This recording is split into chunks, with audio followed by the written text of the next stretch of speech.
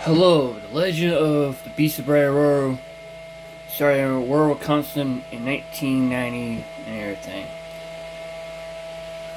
But you gotta understand, Wisconsin and LBL is 1,300 miles away from each other. So the thing that happened in LBL could be the same creature that happened in Wisconsin in 1990 and everything. There's been stories about it, legends, sightings of it, for years and years since then. But back in 1929, Legend of the Wild Man of Little Girl reported not a werewolf sighting per se, but perhaps the source of the legend. In 1936, Mark started seeing creatures on an Indian mound behind St. Clair Institution in Jeff County, standing upright, utterguarded. In 1960 to 1970, a large hairy creature is rumored to stalk rural East Tribe. In 1964, a rural Durham man saw creature closing row upright and hurl fence on either side near Denverville. Drive as more like Bigfoot. In 1964, more and more counters. From 1922 to 1929 all the way to 1980, these creatures have been sighted. And so forth, so on. From 1929 straight down, I'll show you the screen how all these sightings happen from each days. Right here. First sighting happened in 1929.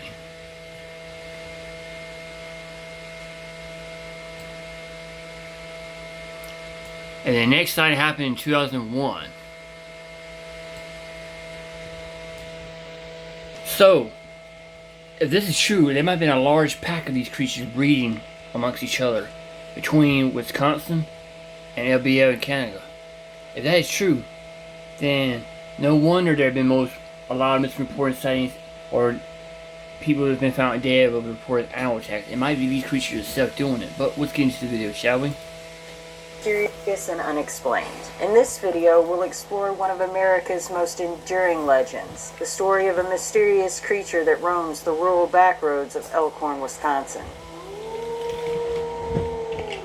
The legend of the Beast of Bray Road has been passed down through the decades, with sightings and accounts of the creature dating back to the 1930s. Despite years of investigations, the truth behind the legend remains shrouded in mystery and intrigue. In this video, we'll explore the history, legends, theories, investigations, and cultural impact of the Beast of Bray Road. We'll examine the numerous sightings and accounts of the creature, and the various explanations and theories that have been put forward over the years. The Beast of Bray Road has been part of Wisconsin's folklore for decades. We'll delve into the history of the legend and explore its cultural and historical context. The earliest recorded sighting of the Beast of Bray Road dates back to 1936, when Mark Shackelman reported seeing a large wolf-like creature near Delavan, Wisconsin. However, it wasn't until the late 1980s and early 1990s that the legend of the Beast of Bray Road really took off, with numerous sightings and reports of the creature coming in from around the small town of Elkhorn, Wisconsin. One of the most famous sightings occurred in 1989 when a woman named Lori Drizzy reported seeing a large, hairy creature on two legs that resembled a werewolf or a Bigfoot. How did all of this get started? What was the catalyst for the phenomena that became the Beast of Bray Road? The modern fascination with this dogman creature began in late December of 1991 when Linda Godfrey was still a new staff reporter at a small local publication, the Walworth County Week. She stated in her book, The Beast of Bray Road, Telling Wisconsin's Werewolf, that she received a tip from another freelance journalist of a rumor surrounding a wolf-like creature stalking the cornfield surrounding Elkhorn. Godfrey was understandably skeptical of the story and states that she laughed out loud. But it was a slow period during the news cycle, and she promised this freelancer she'd look into the reports. Thus began a multi-decade journey into cryptids, cryptozoology, and led to her coining the moniker, the Beast of Bray Road. While the Beast of Bray Road is a relatively new legend, the underlying mythos surrounding dogmen and werewolves have been around for millennia. Every country has their own version of the werewolf legend, including Native American tribes in the United States. In addition to the Native American legends, the region has a rich tradition of German and Scandinavian folklore, which includes stories of shape-shifting creatures and werewolves. These cultural influences help to shape the legend of the Beast of Bray Road and to create a rich mythos around the creature. Eyewitness accounts of Wisconsin's dogman have varied widely over the years, with some describing the creature as a large bipedal werewolf, while others have reported it as a more traditional wolf-like animal. Some accounts suggest that the creature is aggressive and predatory, while others have described it as being more shy and elusive. Over time, the creature's appearance and behavior seems to have evolved in response to changing cultural and environmental factors, as well as the influence of other popular monsters and cryptids. The legend of the Beast of Bray Road is deeply rooted in a combination of rich folkloric traditions, particularly Native American, German, and Scandinavian. This melding of folklore has given the Beast of Bray Road a unique layering of cultural significance and attributes. These influences are most notably seen in the description of this creature's appearance, behavior, and the various explanations offered for its existence.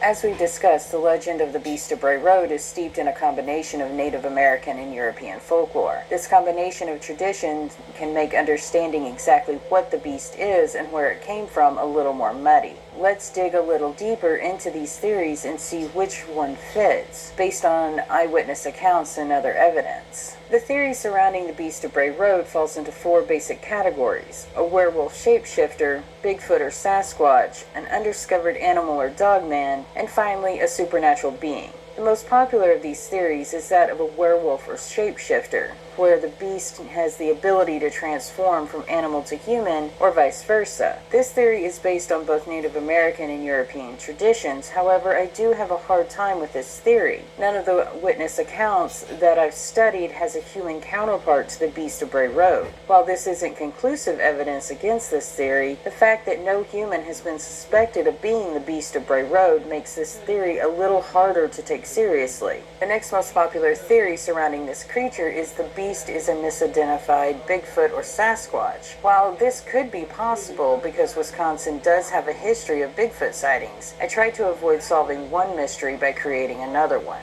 Again, this theory is just as valid as the first one, but I still see a few holes in this suggestion. The biggest problem I have with this theory is the size difference between a Sasquatch and the Beast of Bray Road. While we'll get into this a little later in the video, the beast is much smaller than the hulking Bigfoot. The third theory I would like to discuss is that of a misidentified or undiscovered predatory animal, such as a wolf or bear hybrid. This is the most logical scientific theory because hybridization in the wild has become more prevalent. Some great examples of this are the coy wolf and the pizzly or growler. If you are unfamiliar with these hybrids, a coy wolf is the offspring of a wolf and a coyote, while a pizzly and growler are a combination of grizzly bear and polar bear, depending on which bear is the mother and which is the father. While Wisconsin doesn't have grizzly or polar bears, the area does have black bears, wolves, and coyotes. Wolves are less common in southern Wisconsin, but there are still documented encounters with these animals in the Elkhorn area. The likelihood of a new hybrid or undiscovered predator is higher than you might think. With deforestation and global warming, animals have been forced to adapt and change their hunting ranges. A crossbreeding of compatible species isn't as outlandish as some believe. The last theory I would like to delve into is that of a supernatural creature sent to punish the area population for one reason or another. While this theory is harder for some to swallow than others, there is folkloric and mythological evidence to support this type of entity. Hellhounds, for example, are connected to many European and some Native American traditions, where they are usually guardians of sacred places. I don't have as much knowledge when it comes to this type of myth as others. One of the main reasons, I have never had the urge to desecrate a sacred place, and neither has anyone I've been associated with. I believe that we all have a stupidity resume, usually filled in during our teenage and young adult years. My stupidity resume, while quite full, doesn't have desecration of anything listed on it. Another reason this theory isn't completely out of the realm of possibility is the feeling of fear and dread felt by some eyewitnesses. One eyewitness even claims to have heard a rudimentary type of language from the beast. Whichever theory you lean towards, there's no mistaking the local and cultural significance for the people of Wisconsin, particularly those living in and around the town of Elkhorn. Just like any community, many see this legend as a source of pride and fascination, representing the rich cultural history of the region. On the other hand, some see it as a symbol of fear and mystery, not to mention a reminder of the dangers that lurk in the darkness. The legend has also become a popular tourist attraction, with many people flocking to the area in search of the creature. As we've discussed, the origins and symbolism of the Beast of Bray Road are complex and multifaceted. multifaceted. Some believe the creature is a symbol of punishment and terror, while others see the beast as a symbol of the region's natural beauty and power. The latter believe the beast represents the untamed wilderness and the mysterious forces that lie within, while still others view this creature as a representation of human fear and anxiety. There's no right answer here, but it's interesting how one legendary creature can represent so many opposing viewpoints. Even more interesting is that the Beast of Bray Road has been compared to other cryptids and mythological creatures, including the aforementioned werewolf and Bigfoot, but even this chupacabra has been associated with the beast. Some believe that the creature is part of a larger network of cryptids, all of which share a similar origin or purpose. Others see it as a unique and distinct creature with its own set of powers and abilities. Regardless of its origin, the Beast of Bray Road has become a symbol of the enduring power of mythology and legend, representing the deep-seated human need for mystery and magic in our lives. So far in this video, I've only been discussing theories and the legend itself, but where is the evidence? As with most cryptid creatures, the physical evidence is pretty thin, but there are numerous eyewitnesses that have come forward through the years. These first-hand accounts provide a vivid and compelling picture of the creature and its impact on those who have seen it. While eyewitness information is extremely valuable, it's also important to approach these accounts with a critical eye. I'm only going to cover some of the eyewitness accounts due to time constraints. This video is already going to be long enough. There's no way I could analyze every single eyewitness account in one video. It would make this video longer than my compilation videos. I'll hit on the eyewitness accounts that seem to drive the legend forward, or ones that add relevant information to support or debunk theories surrounding the Beast of Bray Road. I want to make a quick disclaimer. The list of eyewitnesses are in the order they were reported, not in the order that they happened. Some witnesses took years, even decades, before they reported their encounter. I put a complete chronological timeline in the description, according to Linda S. Godfrey in her book, The Beast of Bray Road, Tailing Wisconsin's Werewolf. Enough stalling, let's get into the encounters. The encounter that started it all was reported by a young lady named Lori Andrezzi.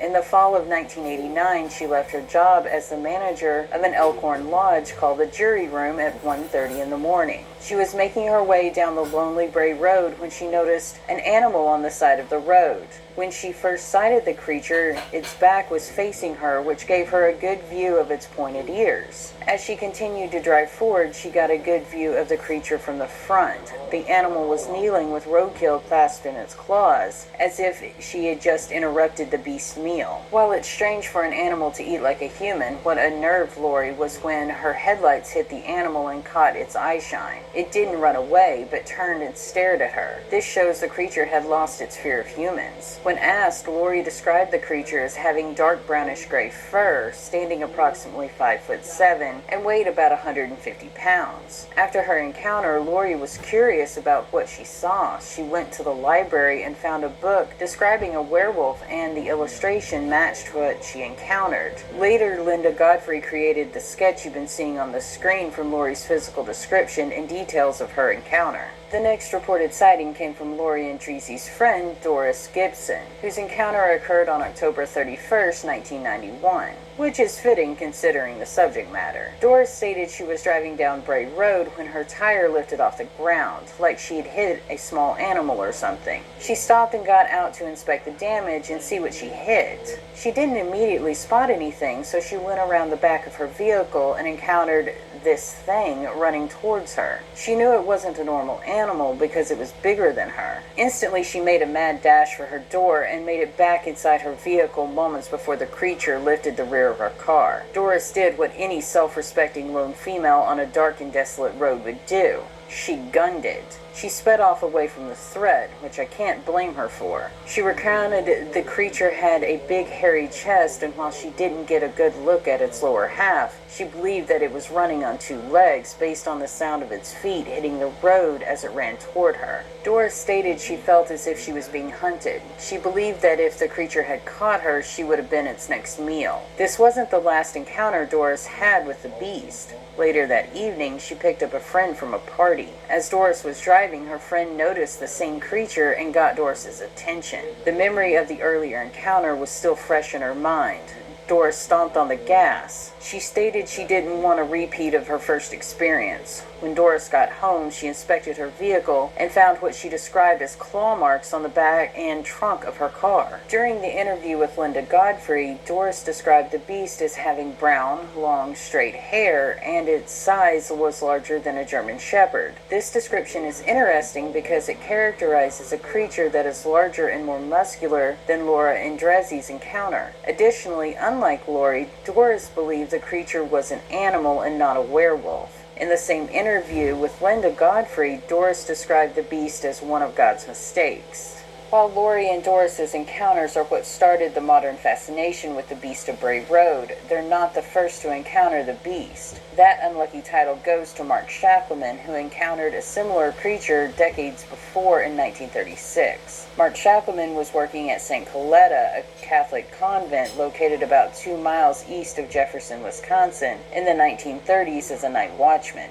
For my history buffs, this is the same place that the infamous Joe Kennedy sent his daughter Rosemary Kennedy after her lobotomy for mild retardation in 1941. While this isn't relevant to Mark's encounters, it's an interesting Easter egg of sorts. Now back to the encounters. Mark states that he saw this creature on 2 separate occasions, both at midnight and both times on the grounds of St. Coletta. The first encounter was pretty uneventful. Mark had come upon a strange creature kneeling atop a Native American burial mound. He stated that this creature was upright and clawing at the ground. When the beast noticed Mark approaching, it fled the scene. The next day, he returned to the scene and found rake marks in the ground. Mark described the marks as having 3 claws, with the thumb and little finger looking shriveled or noticeably shorter. The next night, Mark Shackelman went back to the same mound, armed with a flashlight to use as a club. He found the same creature again, but it didn't run this time. Instead, the beast stood up and faced the elder Shackelman, staring him in the eye as if in challenge, and let out a 3-syllable gadar, or growl. Mark stated the sound was low and mean, but also sounded like a neo-human language. Mark Shackelman told his son that the creature stood approximately 6 feet tall and was covered in dark or black hair, and eyes that looked into him.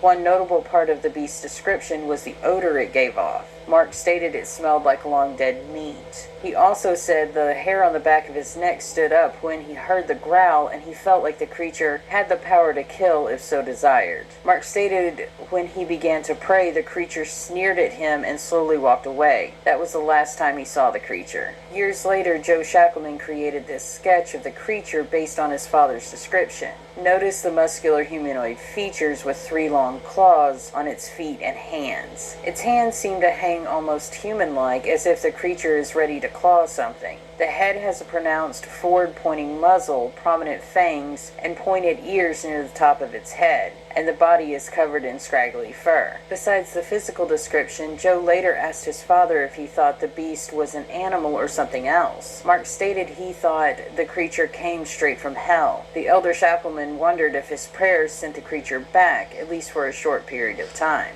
The last encounters we'll discuss is that of Tom Bruchetta and his friends Chris Maxwell and Scott Fremond. Tom's first encounter happened on a foggy night in August 1992 when Tom and Chris left a wedding reception and headed to Jellystone Campground near Fort Atkinson, where Chris was staying. During their drive down Highway 106, Tom had to pull over because he thought he hit a mailbox. What the friends found wasn't a mailbox, it was a large hairy creature reaching towards them. The car windows were open to let in the summer breeze, and the boys caught a foul odor wafting from the unknown animal. After Tom dropped Chris off, he came upon a couple patrol officers. He stopped and told them about the creature he'd encountered along the road. In addition to speaking to the officers, Tom called the sheriff's department and spoke to Lieutenant Lentz when he arrived home. The sheriff's department received another report of a large object, possibly a bear, laying in the ditch along Highway 106 and in. A squad car was dispatched to the location, but the deputies found nothing. According to the sheriff's department, the 2 incidents were approximately 7 miles apart. In a subsequent interview with Linda Godfrey, Tom didn't mention the mailbox theory. He instead stated that he saw an enormous hand stick out, reach toward his car in the fog. This is when he slowed down to avoid the obstacle. He described the creature as large, with its lower chest, belly region reaching the top of his windows. He described the color as a whitish gray with black streaks and very hairy. Tom went on to describe the creature as having large legs and hairy feet with odd-shaped long arms. During his interview, Tom repeated that he detected a foul odor coming from the creature and also mentioned that it attacked his car. This wouldn't be the last encounter Tom had with the Beast of Bray Road. Approximately 2 months later, in October, Tom was driving down the same highway, except it was dusk this time and he was with his friend Scott Freeman. This time the creature was walking along the side of a cornfield about 20 feet off the road. The corn was approximately 6 feet tall and the creature's head and shoulders were above the stalks. Tom believed that the creature didn't notice the teens at first, but when it did, it turned and stared them down, snickering in challenge. Both Tom and Scott were scared, but Tom was able to get a better look at the creature. He described it as having dog-like legs with muscular thighs and overall an exceptionally large animal. This time Tom and Scott described the creature's coloring as dark instead of the silver Tom originally reported. Tom also stated the creature turned and entered the cornfield, lifting its leg over something. When asked, Tom didn't remember seeing a tail. We've only covered a small fraction of the sightings of the Beast of Bray Road. While there are many similarities with this creature, there are also some differences. Many witnesses report seeing the creature at night or dusk, but there are others we didn't cover that report daylight sightings. The coloring of this creature also seems to shift from a dark or dark brown all the way to a silver gray. One glaring difference is the physical description by some of the observers. While a majority of the eyewitnesses describe an upright bipedal creature, there are others that have described the beast as a large wolf or dog-like animal walking on all fours. I wonder if they're describing the same creature or if there are multiple in the region. These differences may also reflect the changing environmental factors that have influenced the legend over time, as well as the individual experiences and perceptions of the witnesses. Encountering the Beast of Bray Road can be a traumatic and unsettling experience for eyewitnesses, leaving a lasting impact on their psychological and emotional well-being. Many eyewitnesses report feeling intense fear and anxiety during the encounters with the creature, with some experiencing ongoing nightmares or other psychological symptoms in the aftermath. Others may feel a sense of awe or wonder after seeing such a rare and mysterious creature. The emotional and psychological impact of these sightings is a fascinating area of study and can help shed light on the enduring power of mythology and legend in our lives. There are many theories and explanations surrounding the existence of the Beast of Bray Road. Some believe that it's a type of undiscovered predator, others suggest it may be a type of Bigfoot or Sasquatch, while still others believe that it's a type of shapeshifter or supernatural being. Some theories even propose that the creature is a type of hybrid or mutated animal created through genetic engineering or other means. Each theory surrounding the Beast of Bray Road has its own set of implications and possibilities. For example, if the creature is a type of undiscovered predator, it could have significant ecological implications, potentially affecting the balance of the local ecosystem. If it's a type of hybrid animal, it could raise ethical questions around genetic engineering and animal welfare. And if it's a type of supernatural being, it could challenge our understanding of the laws of nature and the limits of human knowledge. There have been many investigations into the Beast of Bray Road. Unfortunately, physical evidence has been very hard to come by. While there have been reports of tracks, to my knowledge, there's never been casts made of those tracks. For example, Mark Shackleman found raking marks in the Native American burial ground, but he didn't make a cast of the prints. Other witnesses have also found tracks, but didn't preserve them. In addition to tracks, at least 2 witnesses claimed the beast left claw or scratch marks on their car. For example, both Doris Gibson and Tom Bricketta reported damage to their cars after their encounters with the beast. While physical evidence might be slim, eyewitness accounts of the creature are plentiful. As stated before, these accounts are extremely valuable. However, this type of evidence needs to undergo more scientific rigor due to the likelihood of misidentification or unreliable memories. We've only covered a fraction of all the eyewitness accounts that have been reported over the years. Some of the eyewitnesses we didn't cover have reported a Sasquatch-like creature. One interesting account from Scott Bray reported a creature that resembled a large black dog. One major issue with the eyewitness eyewitness accounts is that none of the witnesses were looking for the creature. How is this an issue, you ask? Scientifically speaking, these accounts can't be replicated. According to Linda Godfrey, the Beast of Bray Road has never been encountered during a field investigation.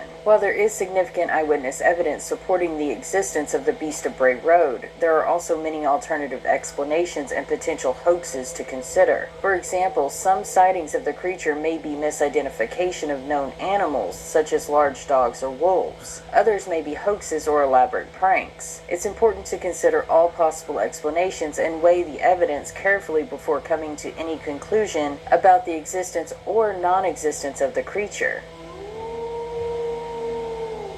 Over the years, there have been numerous investigations conducted into the existence of the Beast of Bray Road. These investigations have included scientific analysis, forensic investigations, and field research by cryptozoologists and other experts in the field. Some investigations have focused on collecting physical evidence, such as hair samples, footprints, and scat, although to my knowledge, these types of investigations are generally unsuccessful. Others focused on interviewing eyewitnesses and analyzing their accounts of encounters with the creature. One of the earliest investigations was conducted by Linda Godfrey, who interviewed all the witnesses showcased and is the main source for this video. During her multiple investigations, Linda Godfrey not only interviewed witnesses, she went a step further and contacted officials connected to those eyewitnesses, including Lieutenant Lentz from the local sheriff's department. Lentz confirmed not only one but two reports of a creature along the side of the road. He confirmed that deputies were sent out to the location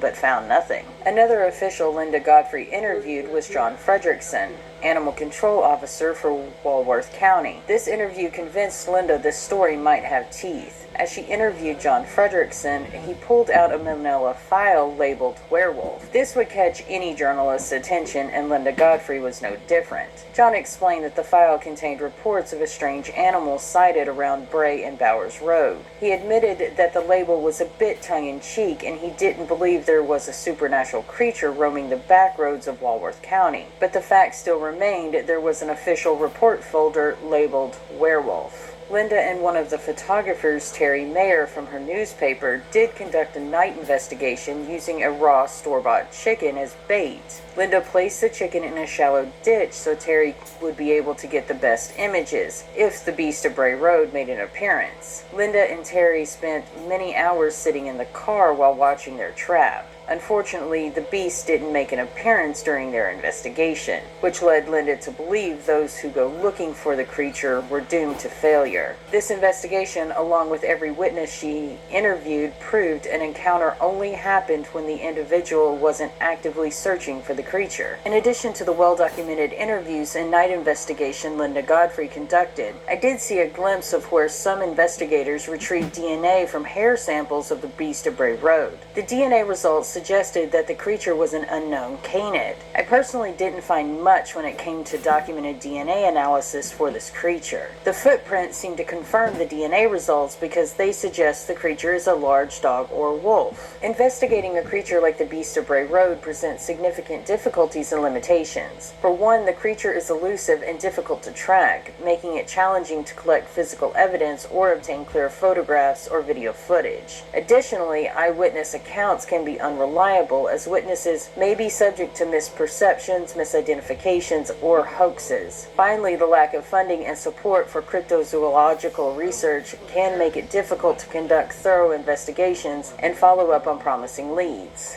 Despite these difficulties, there's still significant potential for future investigations and research into the Beast of Bray Road. New technologies and techniques such as genetic analysis and drone surveillance may offer new avenues for collecting evidence and tracking the creature. Additionally, increased public interest and support for zoological research may help attract more funding for investigations into the creature's existence. Ultimately, continued research and investigation may help shed light on the enduring mystery of the Beast of Bray Road and deepen our understanding of the unknown creatures that share our world.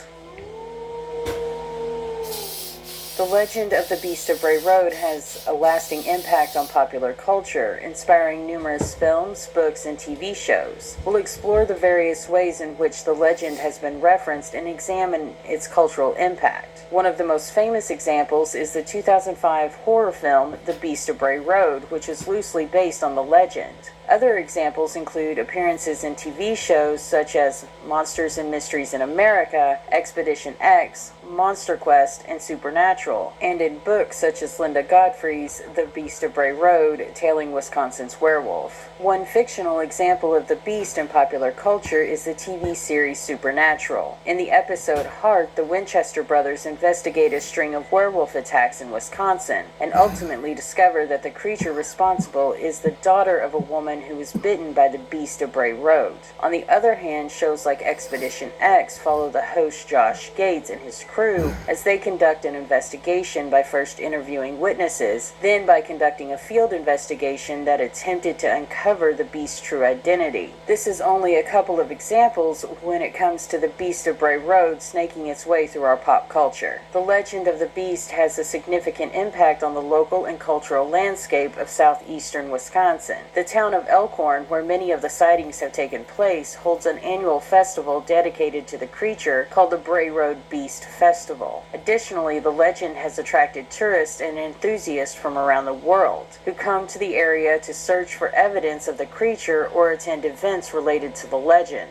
The enduring popularity and appeal can be attributed to several factors. For one, the creature is a compelling mystery, drawing in people with a fascination for the unknown and unexplained. Additionally, the creature's appearance and behavior has evolved over time, with new eyewitness accounts and theories adding to its intrigue. Finally, the creature's popularity may be due in part to its cultural significance as a symbol of the enduring mysteries and legends of the American Midwest. The impact of the Beast of Bray Road legend on the surrounding community and environment is complex and multifaceted. Additionally, the legend has brought tourism and economic benefits to the area, helping to boost the local economy and raise awareness of the region's natural beauty and cultural heritage. On the other hand, the legend has also been associated with fear and anxiety, particularly among those who live in the areas where sightings have taken place. The legend has the potential to impact the local ecosystem, particularly if the creature is discovered to be a previously unknown species or a type of hybrid animal. Ultimately, it will be up to the surrounding community and experts in the field to balance the potential benefits and risks of the legend, and determine how best to approach the ongoing mystery of the Beast of Bray Road.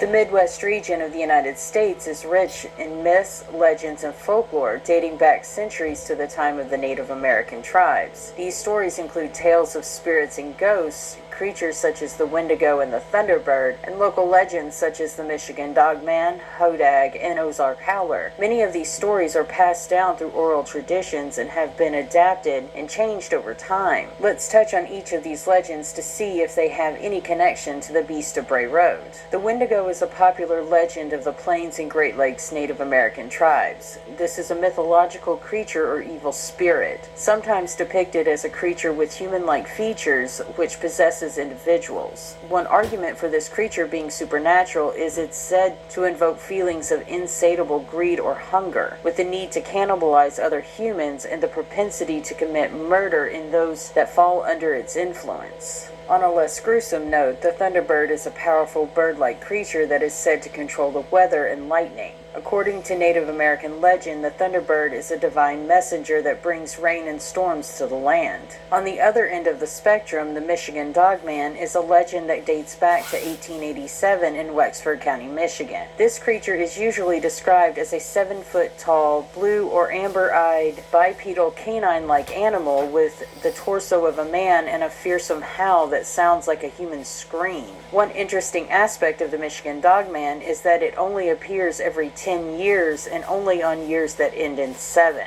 One interesting legend is the Hodag. This is the platypus of the cryptid community. It's an interesting creature because it's considered a fearsome animal resembling a large bull-horned carnivore with a row of thick curved spines down his back. The hodag was born from the ashes of a cremated oxen as the incarnation of the accumulation of abuse the animals suffered at the hands of their masters. This creature is heavily featured in the Paul Bunyan stories, which is associated with the city of Rhinelander. The last creature I want to touch on is the Ozark Howler. Being an Arkansas native, I've heard about this creature my entire life. This cryptid is said to be a bear-like creature with a gray shaggy coat and is known to dwell in the Ozark Mountains. One reason this creature gets so much traction is because bears are very common throughout the state, especially in the mountainous and forested areas. The myths, legends, and folklore of the Midwest and Mid-South region, in terms of Arkansas's Ozark Howler, are an important part of its cultural and historical heritage, serving as a means of preserving and transmitting knowledge and values from generation to generation. They reflect the beliefs and experiences of the people who lived in the region, providing insight into the worldview, their relationship with the natural world, and their sense of identity and community. Additionally, these stories are often used to teach important lessons or convey moral messages, serving as a tool for social cohesion and education. There are several connections between the myths, legends, and folklore of the Midwest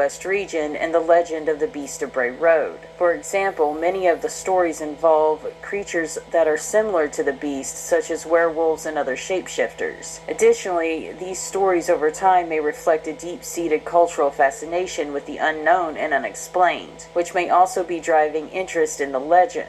Ultimately, exploring the connection between these stories and the legend of the Beast of Bray Road may shed light on the enduring appeal and significance of the mysterious creature.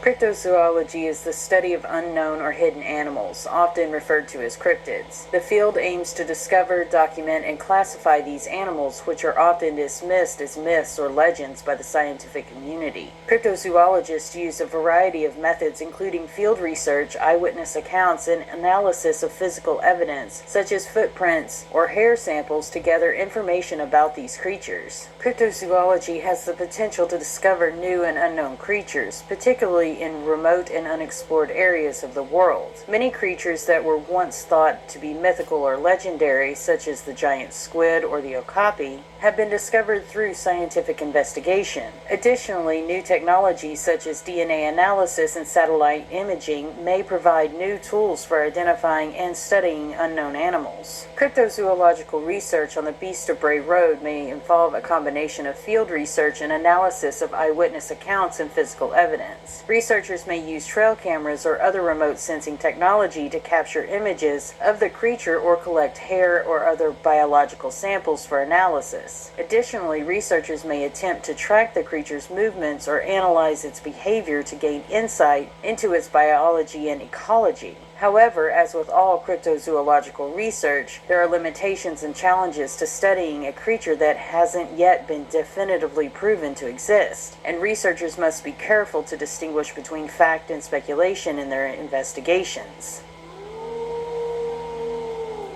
Cryptozoology has been met with skepticism and criticism from many in the scientific community, who argue that the field lacks scientific rigor and is based on anecdotal evidence and speculation rather than empirical data. Some critics argue that cryptozoology is rooted in pseudoscience and even superstition, and that the creatures studied by cryptozoologists are often no more than fanciful creations of the human imagination. While cryptozoology has been criticized for its lack of scientific rigor, there's potential validity to the field. As stated earlier, many creatures that were once considered mythical or legendary have been discovered through scientific investigation. Additionally, there are many areas of the world that remain unexplored, and it's possible that new creatures remain to be discovered. However, there are limitations to cryptozoological research, particularly when it comes to studying creatures that have not been definitively proven to exist. Without empirical evidence, it can be difficult to distinguish between fact and speculation,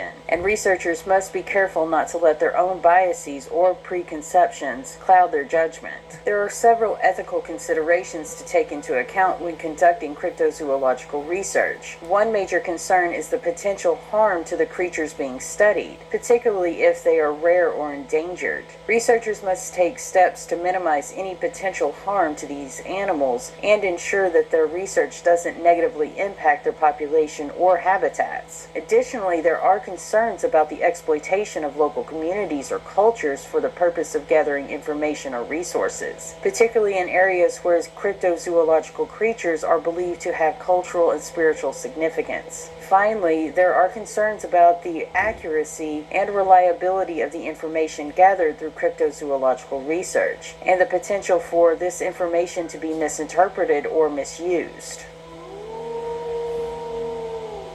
The future of the Beast of Bray Road legend and the creature itself is uncertain. While sightings have decreased in recent years, the legend remains a popular and enduring part of the local folklore and has attracted interest from both the scientific and cultural communities. It's possible that continued sightings or investigations could shed new light on the creature's existence, or even lead to its discovery. Alternatively, it's possible that interest in the legend could fade over time.